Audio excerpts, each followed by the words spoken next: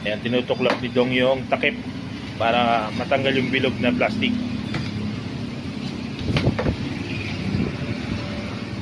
Cutter talaga, Dong, dahil nakakabit. Oo. Ano siya, yung hindi tinuloy yung butas. Ah, okay. Kaya kailangan tabasin mo yun. Okay, okay. Washer.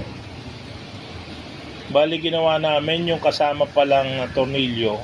Pinalitan namin ng allen kasi hindi magkasya yung tools dun sa butas. Yan, yan. Kaya pinalitan namin ng allen. Di ba maiksi yan, Dong?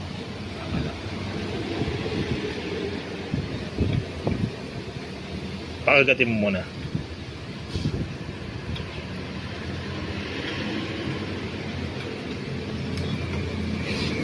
Kumagat na?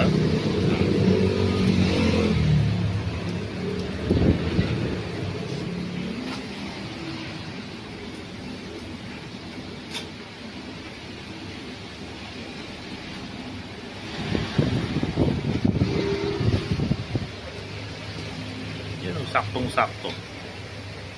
Magaling ng engineer. Magaling. Yun o. Yun o. Pogi. Sa mga gusto palang bumili, meron pa akong dalawang extra na crash guard. Yan. Tapos takip na lang Dong yung plastic. Ay yung ano. Yun o. Tingnan nyo guys. Ang pogi.